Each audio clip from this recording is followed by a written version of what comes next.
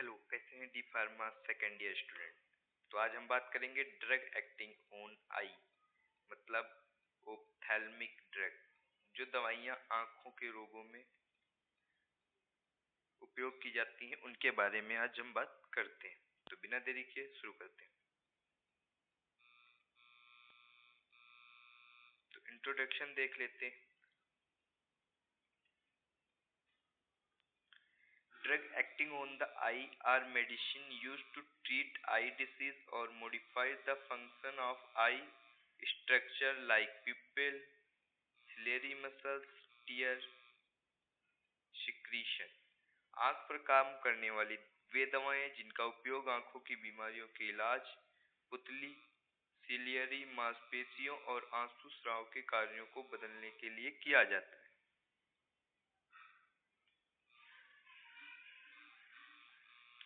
अगर हम डिफिनीशन की बात करते हैं तो these are agent used to diagnose, treat to और prevent eye disorder by acting on different part of the eye, जैसे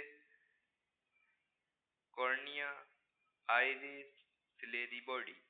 इनका उपयोग कॉर्निया, आइरिस और सिलेरी बॉडी पर कार्य करने वाले आंखों के विकारों के निदान, मतलब डायग्नोसिस, ट्रीटमेंट और रोकथाम के लिए किया जाता है। आगे बढ़ते हैं। अगर हम इसकी क्लासिफिकेशन की बात करते हैं, क्लासिफिकेशन ऑफ ऑप्थेल्मिक ड्रग, तो ये 3 तरीके से होता है। मायोटिक मतलब पिupil कंस्ट्रक्शन, पुतली को सिकुड़ने वाली दवाइयाँ। माइड्रेक्टिक्स, पिupil डायलिस्टर, पुतली को फैलाने वाली दवाइयाँ। साइक्लोफ्लेजिक, फोकस क्षमता को रोकने वाली। प्लेजस एक्वामेडेशन। अगर हम बात करते हैं मियोटिक्स की, तो मियोटिक्स क्या होता है? Miotics are drugs that cause constriction of the pupil, meiosis। Miotics वे दवाइयाँ हैं जो पुतली को सिकोड़ती हैं। इस प्रक्रिया को मियोसिस कहते हैं।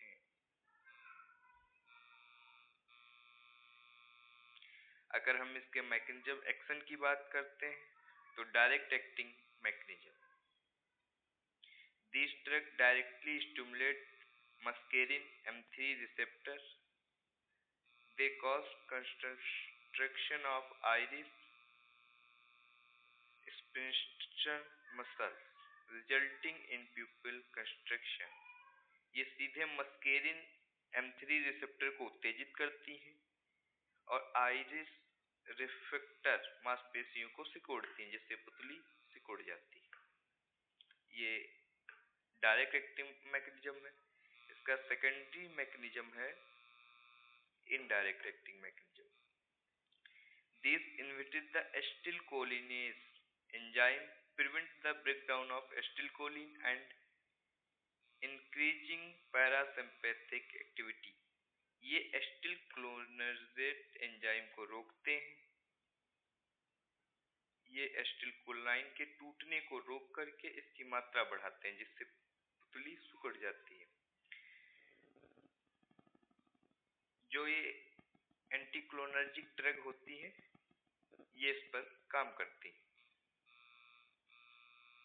अगर हम क्लासिफिकेशन की बात करते हैं तो डायरेक्ट एक्टिंग मायोटिक्स में आती है पिलोकार्पिन, एसिटिलकोलिन, कार्बेकोल।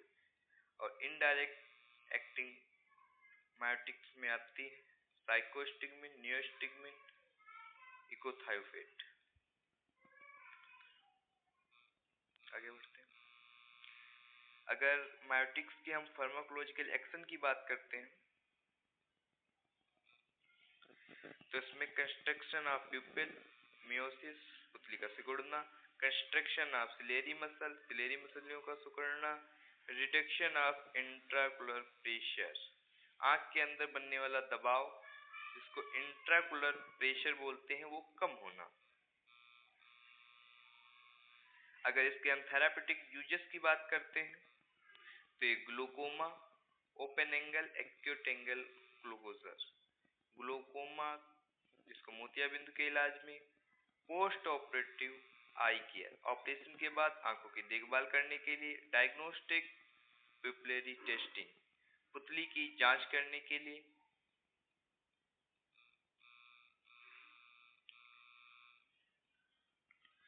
ब्लड विजन, धुंधली दृष्टि, विशेषकर दूर की दृष्टि के उपचार में। हेडेक और ब्राउन पेन में।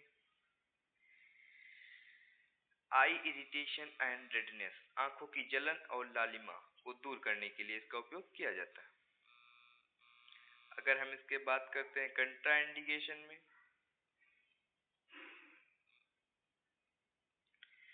तो आइरिटिस एंड यूआइटिस, आंखों की सूजन में इस दवाइयां नहीं लेनी चाहिए।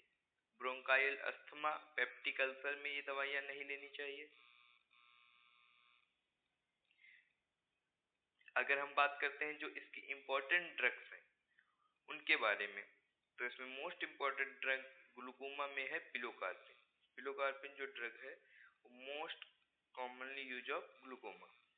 और साइकोस्टिगमिन जो है रिवर्सिबल एंटीक्लोनर्जेट या एक प्रकृति रिवर्सिबल दवा है।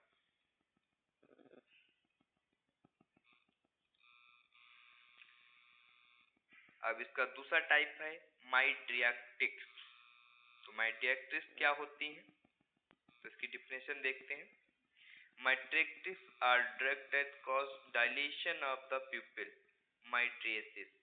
माइड्रियाटिक वे दवाइयां हैं जो पुतली को फैलाती हैं। मायोटिक्स वे दवाइयां थी जो पुतली को सिकोड़ती थी। माइड्रियाटिक्स वे दवाइयां हैं जो पुतली को फैलाती हैं। इस प्रक्रिया को माइड्रियासिस कहते हैं।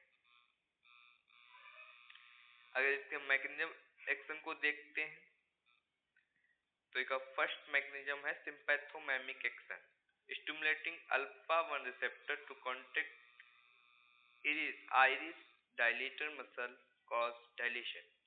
अल्फा 1 रिसेप्टर को उत्तेजित करने के पुतली को फैलाने वाली मांसपेशियों को सिकोड़ते हैं। जो अल्फा रिसेप्टर होते हैं वो आइरिस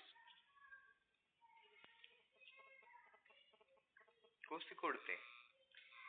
दूसरा एक्शन है anticholinergic action, block M3 receptor to relax iris sphincter muscles cause dilation. M3 receptor को ब्लॉक करके पुतली को सिकोड़ने वाली मसल को आराम देते हैं।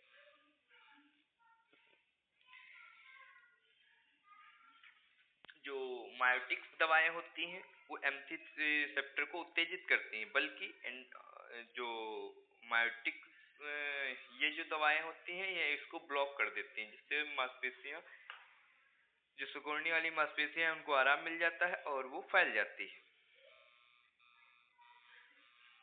अगर हम इसके क्लासिफिकेशन की बात करते हैं तो एड्रेनर्जिक ड्रग,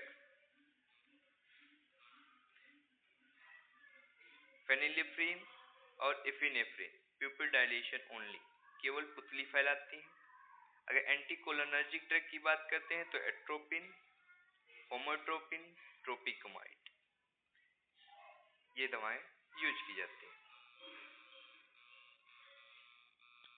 अगर इसके थेराप्यूटिक यूजेस की हम बात करते हैं तो फंडोस्कोपिक एग्जामिनेशन, फंडोस्कोपिक जांच, रेटिना की जांच करने के लिए। रिफ्रैक्शन टेस्टिंग, दृष्टि चश्मे, चश्मे का नंबर निकालने के लिए इसका उपयोग की जाती हैं दवाइयां। टू फैसिलिटेट आई सर्जरी, आंखों की सर्जरी को आसान बनाने में ये दवाइयां यूज की जाती हैं। अगर हम इसके एडवर्स इफेक्ट देखते हैं तो photophobia, light sensitive, blurred vision and dry mouth, प्रकाश के प्रति संवेदना, धुंधली दृष्टि, मुंह सूखना इसके एडवर्स इफेक्ट हैं। कंट्राइंडिकेशन की अगर बात करते हैं तो avoid in narrow angle glaucoma and elderly patient, जिन लोगों के ग्लूकोमा है वो ये दवाइयां नहीं यूज करना चाहिए।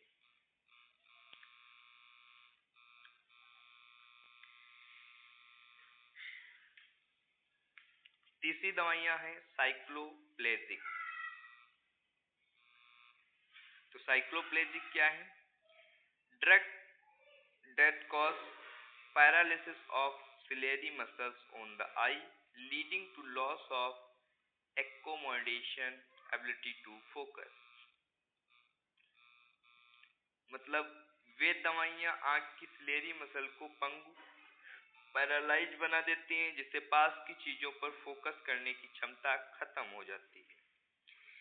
जो आँख में ऐसी सिलेरी मसल होती हैं, ये उनको पैरालाइज बनाते हैं, जिससे आस पास की चीजों पर फोकस करने की क्षमता को खत्म करती हैं। अगर इसके मैकेनिज्म की हम बात करते हैं तो block मस्केरिन M3 receptor preventing acetylcholine action. मस्केरिन receptor को ब्लॉक करके सिलेरी मसलियों को शिथिल या पैरालाइज कर देती हैं।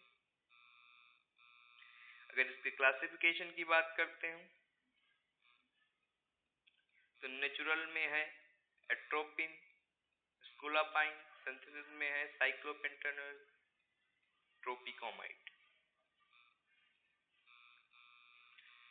अगर इसके एक्शन और यूजेस की बात करते हैं तो paralysis of ciliary muscles and pupil dilation, ciliary मांसपेशियों का पैरालिसिस होना और पुतली का फैलाना।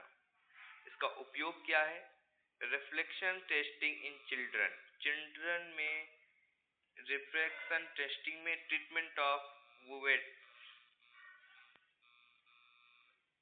सूजन, आंखों की जो बच्चों की आंखों की जांच और यूआईटिस सूजन के इलाज में किया जाता है। आगे बढ़ते हैं। अगर इसके हम एडवर्स इफेक्ट की बात करते हैं तो ब्लड नियर विजन, पास की धुंधला दिखाई देना, फोटोफोबिया, प्रकाश से परेशानी, ट्रैकोकार्डिया, तेजी हृदय गति, हृदय में मतलब संकुचन बढ़ जाता है।